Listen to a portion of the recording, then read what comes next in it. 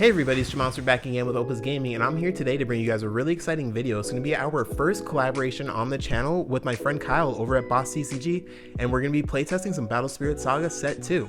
This is going to be a matchup of Wurple Axebiter versus Wurple Axebiter, so it's going to be a really big force in the meta, and we really both want to see the different ways that the decks can pilot. So he has his version, I have my version, and they're both really focused on being more mid-rangey and gaining a lot of resources from the purple side of things. But I'm not going to go too deep into the decks and ruin how the matchup goes. It's just a really interesting deck, or a really interesting matchup more so to watch. So let's get into the gameplay video right now.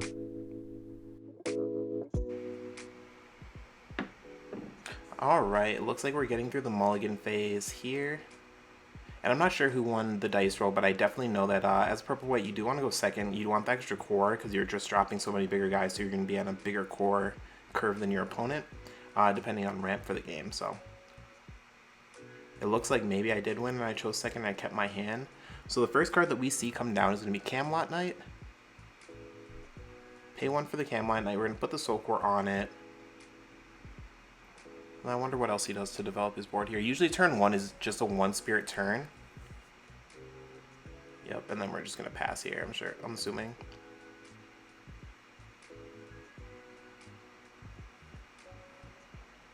Alright, going back over to my turn, we're going to get a core, draw, and no refresh technically on the first turn, but sitting on 5 cores here, I probably will only be able to put 1 spirit on the board, and it looks like it's going to be Amethyst with 3 cores on it. Oh no, that's not true. Amethyst with 1 core on it, and then we're going to play on the Rotting Swamp here. So we're going to be trying to set up a little bit of extra draw just kind of all together for this game. We just really need to see all of our extra cards and things like that going through the game. So going back over to our opponent's turn, they are thinking about what to play, and then we see a Dragon Naga come down. Here it's really nice because you get to set up to get some draws on swing later, but it doesn't look like he has enough cores to core it fully up. So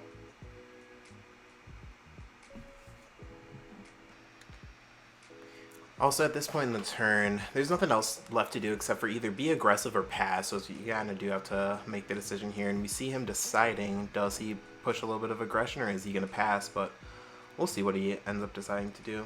It looks like it was a pass, so we get a core, a draw, a refresh here.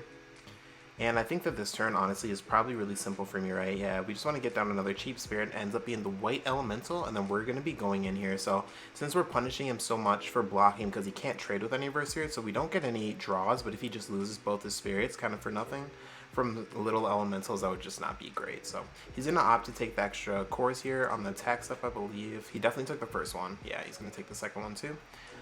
Even if he had some battle tricks in hand to pump up his BP, it would kill my elemental, and I get a double draw on the offense. So I really like the Rotting Swamps for this list just because you get to swing with any curse units and any elementals and just really get extra value from it. So going back over to his turn, he is going to core up the Dragon Naga for sure. Dragon Naga is going to be able to get him a draw this turn, and he's also going to be able to put me at 3 life, barring any flashes on my turn. I do have access to 4 additional cores because both my elementals are at 3 cores each, so I do have some magic options available to me, but we'll see what we do. So we go straight into combat, swing, get the draw, super smart there, and I'm just going to take it. And since I just took the first one and we don't think that there's going to be a second attack taken here, yeah, we're just going to swing with the curse. This is a little bit rough for me because you do want to fake like a Burning Force or something here, but that's just kind of how it goes sometimes. Then we get a draw for turn, pass back over to us. And now we're in a position, since we're sitting at 4 life, it really depends on what's in hand on if we're going to be able to turn everything sideways. He doesn't have any blockers on the board, so we're not going to get the Rotting Swamp value, so it might be better just to get the value on defense. We do have a decent amount of cores here, but yeah, we're just going to opt in and play down a Netherworld Depths. This is a card you want to get down super early in the matchup. Just challenge your opponent to either have a set Dream Bomb already or have a Burning Force in hand, and he didn't have the set Dream Bomb, that's for sure. So it would be nice to take him down to 2 since we know that he doesn't have the Dream Bomb, and if we do see one coming down, we're not going to want to take life, but I think having the double blocker up here is extra value because it's going to make our opponent not want to swing as much. So we see a burst come down here. That's most likely the Dream Bomb you would assume in this matchup. At least if you know what your opponent's playing. If you're playing against a mono purple list, you definitely don't think that, but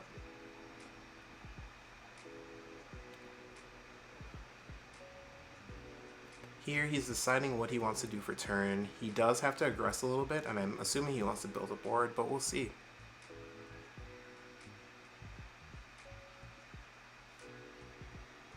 Yep, we're going to put an extra core on the Dragonaga. Since you've seen so many purple cards, you know that you want to sit your important cards at 4 cores, just so it takes 2 cards for your opponent to core remove them, at least while it's rested. So we see a swing from Dragonaga, he gets a draw, I get a draw from Netherworld, and then I'm going to get a draw from Snowbit as well. So it's looking pretty good for me on the amount of cards that I get to hand, for sure.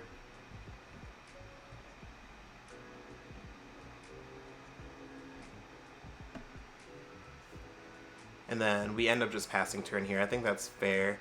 He didn't want to push fully and give me a whole bunch of cards, but it would have been nice to get rid of my board, I think, on his side. But he does want to keep some defense up, too, because he is on 3 life. But he wants me to hit his life, and he wants to trigger, I'm assuming it's a Dream Bomb. But we pay 2, or no, we play 4 for an Axebiter here, and we're just going to put the full cores on him. That's a really nice setup, because now we get to block twice. We get to challenge his spirits on the following turn. And we just get to get a little bit of value, so.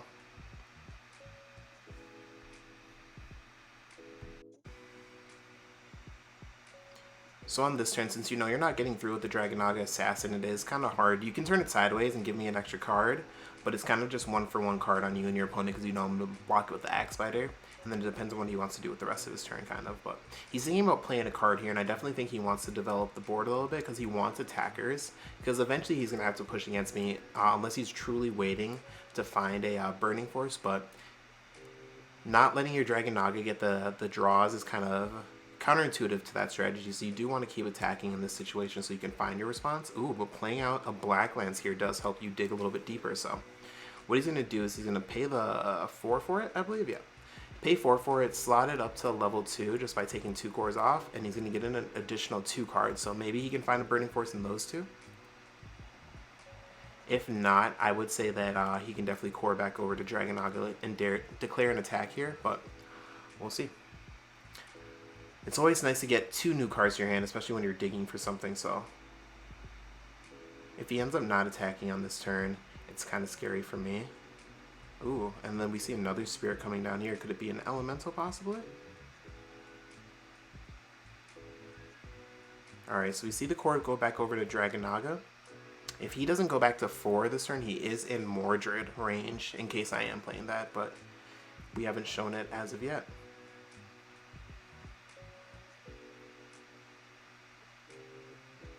So we do commit to the attack after some hesitation.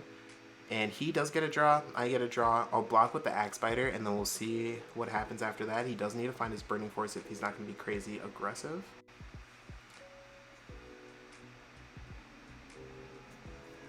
And with the swing here, we do get the extra draw, which is just really nice. And then we're going to block out with the Axebiter, which, yep, everybody assumed. He has a really big hand here, so he's not doing too bad on cards in hand.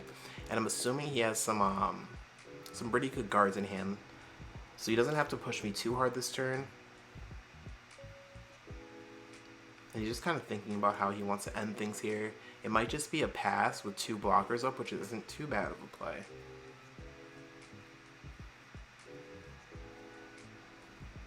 I think he was thinking on the flash there because he could have paid cores to make his Dragonaga Assassin 6k with like a core drain flash. But I feel like it's just not worth it because you're going to end up just keep on dumping into my board in that situation. So going back over to my turn, I think I'm still going to be playing on the defensive for a little while here. We haven't seen us aggressively try to use the Rotting Swamp, so I'm assuming that the defensive cards and the defensive options in my hand aren't very plentiful. So if I'm on like 1 track for defense, I want to leave up as much normal defense as possible. So we do see a Burning Force come down to pop 2 bodies though, so maybe we will see an aggressive turn. Maybe I top decked a Suppression or something in my hand. That's a really good play though. So on the defense, we got rid of the Dragonaga Assassin, and then just having the Burning Force here is great. So we're going to turn everything sideways here to push a little bit of damage. And what we're testing here is we really need to decide if we were cool with popping the Dream Bomb here. Because if we get Dream Bomb, we lose Netherworld Depths right away, and we lose Axebiter. It's crazy. On his side, he's really deciding on which attack he wanted to Dream Bomb. So I decide to go for the second attack, and the second attack gets Dream Bombed. That means that Axebiter is going back to my hand, so no suppression for the defense with only 3 life, and then I also lose the Netherworld Depths here. So with the way I was playing and not committing to an offensive push up to this point, our opponent can read that our defensive option is most likely suppression or some kind of blocking effect. So having me turn everything sideways and then using the Dream Bomb to hit the suppression target while burning cores that isn't like an offensive core burn is really, really nice here, because if he just puts 3 bodies on the board and I don't have the perfect burning force, I don't have enough cores for the right answer, he can go for game here. So we'll see what he decides to do on his turn. He's looking through his cards, and I'm sure, and he has a book in hand, so he can definitely, yeah, we're going to start off with the cheap summons, and this is where it gets really important. So we're going to bring down an automatic gunner, which is 1 cost reduction, makes everything a little bit cheaper, which is exactly where he wants to be. Now we get the free summon. And here you kind of assume, right, that I have like 1 or 2 defensive options, right? So really what you want to do is put out 4 bodies, but if you can put out 4 attacking bodies here, you can just go for game. So we're going to pay 2 for the Axebiter. Axebiter's for sure going to come out with 3 cores, just because it's basically going to replace that Dragon Naga's cores that it was holding from last turn. So a lot of these cards have been cheap, and then they were just reductions for the Axebiter, so he's in a very, very good place here. And then we'll just see what else we do here. And we bring down an Amethyst. Amethyst with 3 cores on it is pretty fantastic. So now you get around the fact that you kind of assume maybe I have 1 removal that can hit 1 body, like a Dream Bomb or something like that. But having 2 cards and enough cores to hit both of them and it not be like Burning Force specifically is kind of what you're hoping for here. So, and then we play down a Mothership. Do we have enough cores for that though? So we bring down, Mothership costs 3. So we're kind of thinking about how we want to organize our cores here. So for some reason we're putting 2 cores on the Mothership for sure. But we're going to take a core off to kill one of our attackers just to ramp an extra core. And I don't think that that's the play here. I think that you want to go more aggressive. Infinity Mothership does help save you, and I do agree with establishing it, but I think it's really, really, really greedy to go for the core ramp in this situation when you've already paid for so much to summon a board. But here we do see a challenge. We're going to swing with the Axebiter, and it's on me to really have like the perfect answer. So we know that the first swing is for sure going to go through. We're absolutely going down to 2 life. That's like what's comfortable, but we actually see a core drain come down in the flash here. So a couple things happen. I get the draw from Netherworld Depths. I play down the core drain to discard 1 card, so it's the least amount of cards I can discard to get an attacker off the board for the turn, and it puts me at 2, which kind of is like daring him to turn his last blocker sideways, and I can maybe stay at 2 and top deck an Ice Shield, but nope, he's going to turn sideways, but he hits my life, and I go down to 1 life. So here, if he had that 1 other attacker, it's really, really challenging me to have a Dream Bomb in hand and then enough cores to pay for the Dream Bomb without killing off my Amethyst. But at this point, you just pass because there's nothing else that you can do for the turn.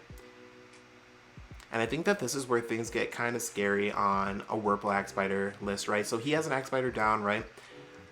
If he doesn't have like the suppression here, I can push pretty aggressively for game. It's kind of like the same situation. But now we know that he doesn't have the defensive Dream Bomb, so a Dream Bomb on his side is going to be a lot more costly. So we'll see if we can afford to set up a board here, but it's looking pretty bleak on the Wurple Axebiter side. Or on my side, I guess. We're both playing Wurple Axebiter. So you see Axebiter come down right away. And here it's kind of the same thing where we're really trying to read the body language and see if I turn everything sideways and I'm feeling very, very safe, I might have some pretty good defense in hand. But we see, yeah, we're thinking about slamming down the Netherworld Depths, and then we end up doing it. So we're thinking about what to do if we have the extra attacker to go for game. We're in the exact same position that he was, and we made the same decision. Instead of going for the extra attack, we go for the extra resource. And whether that's correct or not is kind of to be seen, but I think that it's a misplay because you should just go for game in this situation. I might be digging for defense, but the best defense is not letting your opponent get to an attack. So we see a swing here, though, and we see a response with the reboot code. So it looks like I wasn't going to be able to crush out for game here. And playing down the Netherworld Depths ended up being the correct play. Reboot code's going to reboot both of his spirits. And this is where we're going to get a lot of value here, right? Because if he declares a block with, like, let's say his Amethyst, we're going to get the draw from the Netherworld Depths, a draw from Amethyst, and then a draw from Rotting Swamp. So 3 draws on the defense, and 2 of them are coming from non-depths cards. So We get the draw for depths for the turning sideways, and then we're in the flash step, and then yep, no flash on either side, which is going to bring me 2 additional cards, resolving the amethyst first and then resolving the depths, and he gets 1 additional card. And he's still looking pretty solid for defense. He completely welled off my attempt at going for game. I can't turn my Axebiter sideways properly because if he just blocks out with Axebiter, I can't attack with amethyst. And yeah, we're just gonna leave a natural or a normal defense up where we're just gonna be leaving Spirit standing to try to turn him sideways against our opponent. If we do have a suppression on top of that, it would be really, really nice, but we'll see. We are at 1 life, so something like a Durm Dyna coming down here is probably the end of the game because of the amount of cores that are available right now. But we'll see.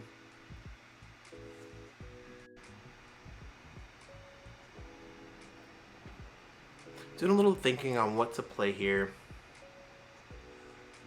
And then we end up, so we're going to start off with coring up Infinity Mothership for sure. It looks like we have, is that 2 cores or are we going to put the 3rd core on that? If we see the 3rd core come down on it, yeah, we do see a 3rd core come down on it. That definitely means that he has a suppression in hand. So there's a couple things I want to actually note here. Playing the Deadly Balance, he actually has to kill his own Axebiter because armor only protects against your opponent's magic, and then Axebiter also, his main effect, only protects himself against your opponent's destruction cards. So his Axebiter technically should be gone here, but we're just playing friendly, so it's not a big deal. I'm sure he just wouldn't have Deadly Balance there if he didn't knew that.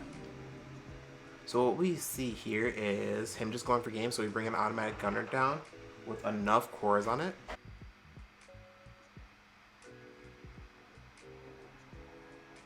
We do end up blocking here.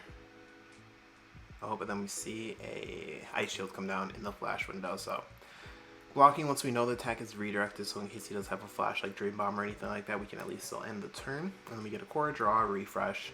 And then here we really need to start looking at closing this game out for sure because it's getting very dangerous. Probably running out of defensive cards in hand, and just being at 1 life is a sketchy place to be, so really thinking about what we can do here. I know I have a couple cards in hand, and with him just being at 1 life as well, there's a couple things you can do, but here we see, yep, the end of the game come down is going to be Durm Dyna. And once Durm Dyna turns sideways, we just have to wait and see if there's a Dream Bomb in response because we don't have a Armored Dragon ship on board, or if he has Avalanche, and then that would just be the end of the game here. So depending on that, we might just see you guys in game 2.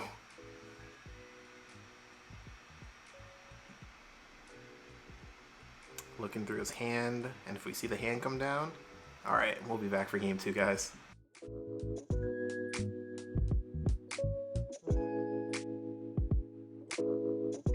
Hey you guys, I just wanted to pop in with a quick reminder that if you guys aren't subbed and you guys are enjoying the video so far, drop a sub down below. Once we hit 1,000 subscribers, we're doing a super big giveaway, and the details to the giveaway will be down in the description.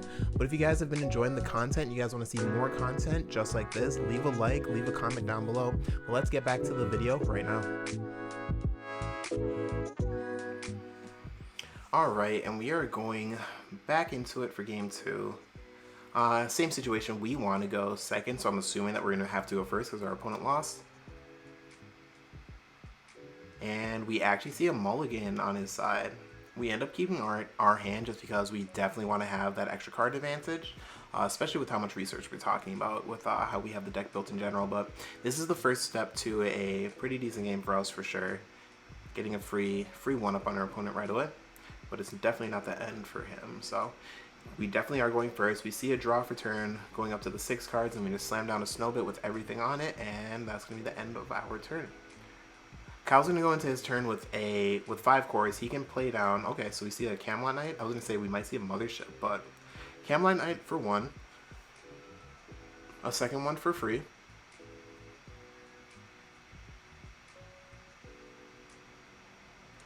Looking at his hand, we see a Burst set, which is scary.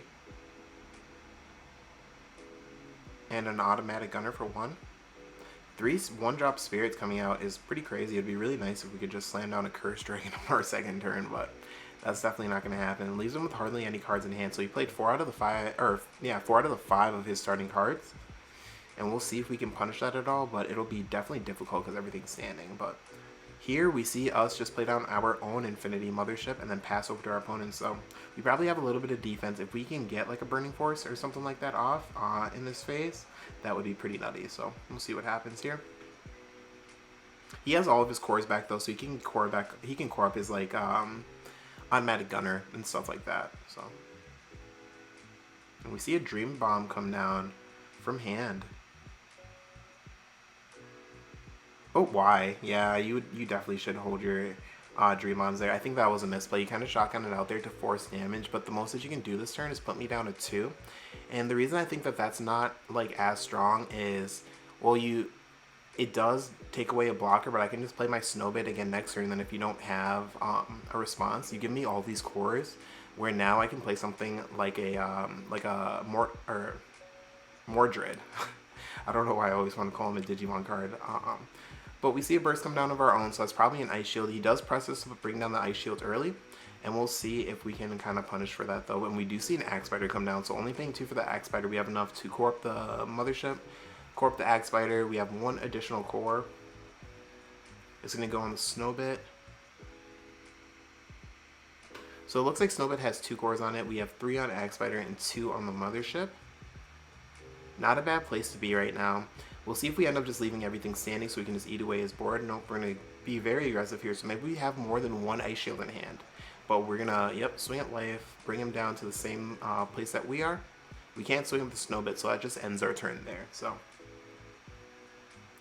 it's very likely that we see like a Suppression or a Infinity Shield come down on this turn. But we'll see what our options are. If he does still have if he has another Dream Bomb in hand, that would be pretty crazy. But I would say that these are the turns more so that you want to hold that Dream Bomb for, because once your opponent suppressions something, you can still in that first flash from window bounce it, and then you can burn out a whole suppression in these types of game states. But we see it cores up on the Camelot Knight, see cores up on the automatic gunner, so now we're out of Burning Force range, being like super crazy broken. And we'll just see if we can get a little bit of value on the offense here. So at this point, if you're already pushing aggressive, you have to push through the Ice Shield.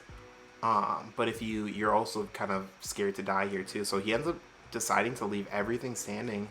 And that's going to push us into our turn. So essentially what our opponent did is just gave us a bunch of cores to kind of develop our board here. So we'll see if we can actually like take full advantage of that. So the first thing we see come down is a Amethyst straight into the Netherworld Depths. And the reason we're playing down the Netherworld Depths here is we do want to turn our card sideways. We are sitting on the Ice Shield still. Our opponent didn't burn it, and now we're forcing our opponent to not want to block our attack. So now we're going to be able to get our opponent to a life total that we feel a lot better with, while still maintaining essentially the same amount of defense.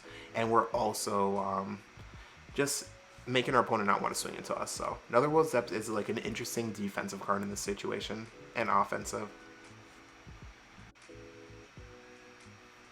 One thing we need to see here is at least, see, you actually probably don't attack here. I would want to see another Spirit come down onto the board, but we know that his hand size isn't very healthy, so his options aren't great here. So we actually see another pass on his side, so we're leaving all the cards up defensively. And maybe he'll decide to defend on this turn, but we'll see. I definitely think he should. If he's leaving his cards standing, you're going to have to use them one way or another. So we just core everything up, and we're turning the Amethyst sideways. Everything has 3 cores on it. And we get a life here, so now we're pushing the Ice Shield territory. We're swinging our Amethysts, our little Elementals here to try to get a draw. Or 2 draws, right? Because our opponent turns sideways, we get a draw from our Depths and our Elementals dying. But our opponent ends up just popping an Ice Shield, getting us out of the combat and the defense phase. But he just has 3 spirits up on the board that just aren't working for him at all. So we'll see how he puts them to work here to go into the end game. But we already pushed our opponent. We're both at 2. I for sure have an Ice Shield set that just has not been used yet. And we're pushing our opponent into the turns of you gotta have it now. So he does have another Ice Shield, which is really, really nice here. It could be a Dream Bomb, but it's most likely an Ice Shield. But if we can get a board that's wide enough and aggressive enough, it might not matter, but we will see here.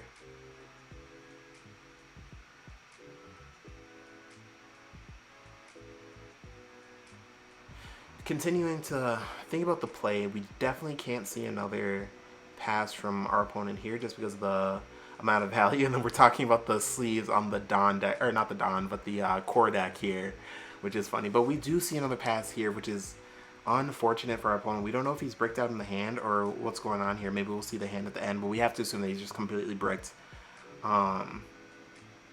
And he doesn't really, yeah, you just don't get any value from throwing away your spirits there. So if you don't have anything of value in hand, I can definitely see why he's passing over and over again. And then we're just going to use all of our chips, and we're going to put them all in spirits that can attack. And we're bringing down a new Axebiter here and going into combat. We're going to declare attack with Amethyst. See what our opponent decides to do here. Yeah, we're just going to take it. And then we're going to Ice Shield.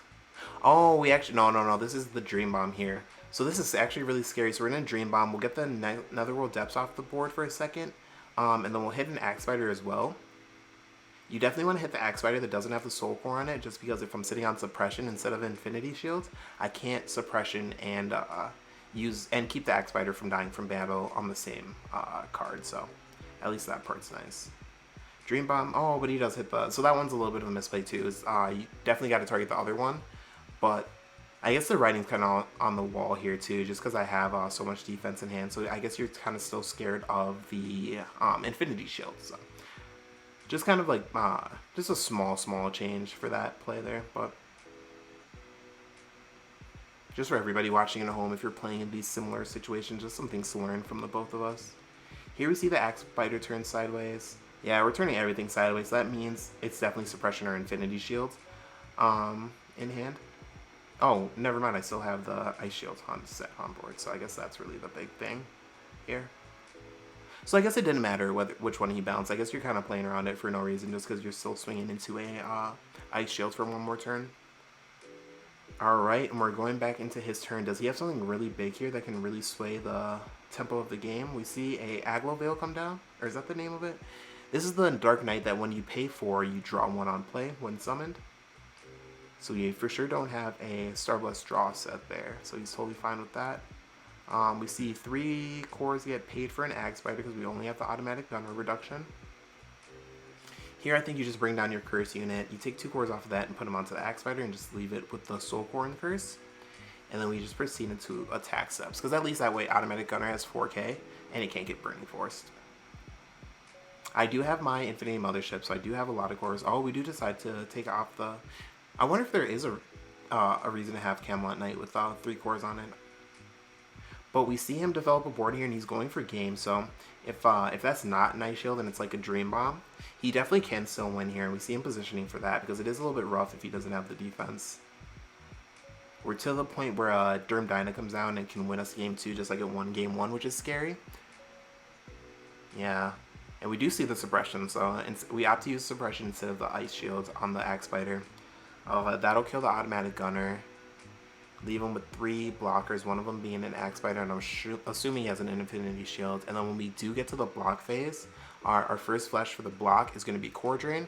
We're going to discard it looks like that was a Greg Armor, to get rid of the only other spirit with 1 core on it. So that part is really nice just because we get rid of 1 more blocker on his turn with our extra cores that we have defensively, and we get full cores for our next turn to be offensive. So that's one really good reason not to or to have extra cores on the Camelot Knight, just in case you foresee that flash. And I think that was a pass, so we're looking at going into my turn, and hopefully we're going to be able to close it out here, because it is getting to the point where I have a lot of cards in hand, and I do have my Ice Shield set, but if I don't have more Ice Shields and stuff, he can definitely just keep walling us out. So we instead see a Armored Dragon Ship, because we're scared of Dream Bomb here. And that's really nice. We put 1 spirit down, but it feels like a really good spirit to put down when we're sitting on the Ice Shield, because we can still kind of attack there, but we'll see what happens here. So the first attack of the turn for sure is going to be Axebiter, and then we'll see where we go from there. We're deciding if we want to get multiple attacks or if we want to be safe.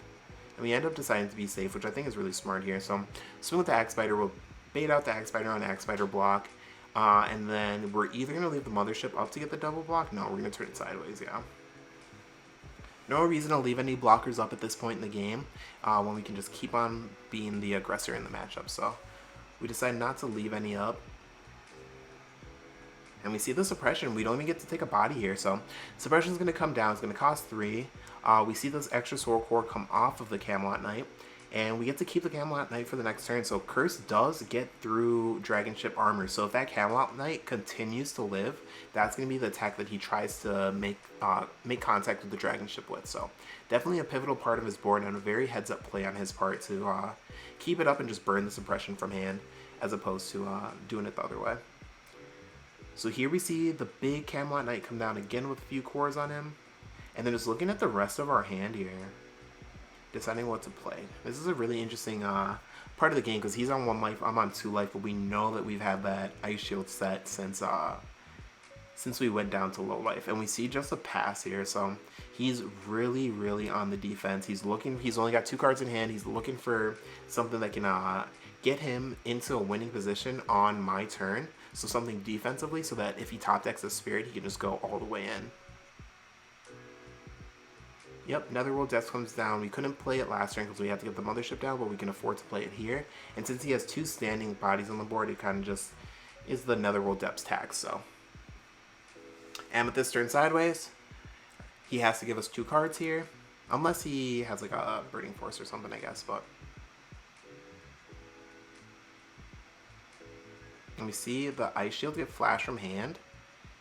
And then we get the block here.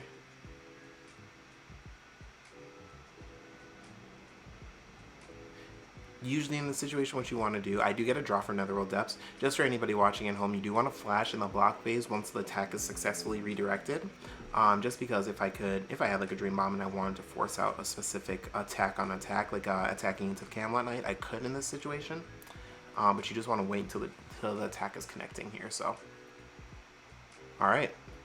We're getting down. He still has 2 cards in hand. Oh no, is it a third? No, yeah, it still has 2 cards in hand. One of them is an Amethyst, so he did top deck that extra Spirit, which is really nice. I do have 3 blocks on board along with that Ice Shield, because he blocked me out of my turn last time.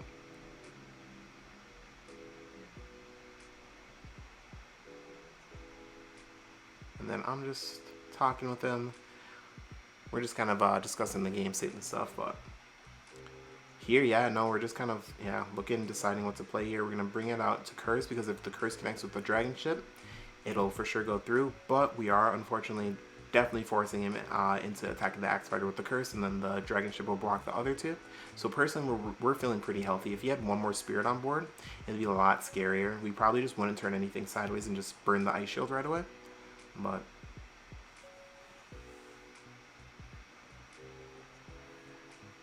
And then here we see the card that gives Confront, and what that'll do is we'll give Confront on our Amethyst, so he for sure gets another draw. He's just looking for the top decks. If he can find, like, the Dream Bomb or the Ice Shield or the whatever else that he's looking for, it's really nice here, because there is a world where I just let the attack go through an Ice Shield and then he's out 1 blocker. But here, at least, he forces me to be able to give him a draw. So he swings with the Elemental. It's going to give me a draw for the Netherworld Depths. I'm going to be forced to block, and it'll give him a draw on the defense. And I probably don't have any cheeky tricks here except for maybe a Dream Bomb in hand to bounce that Axebiter, but not likely.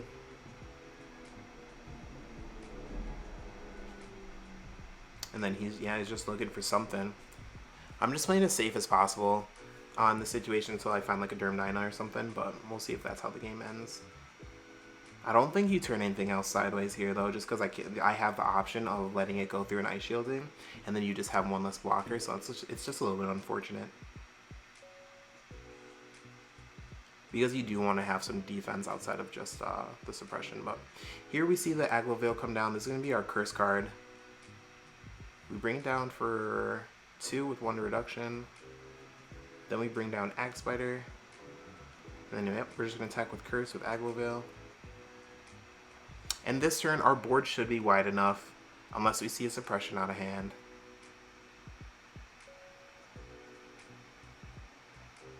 Yep. The block, the draw, the die, the draw.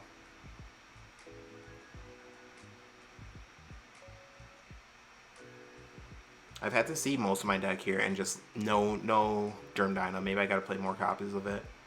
But Derm Dyna is kind of the perfect finisher in this type of game set. Either that or Moonski.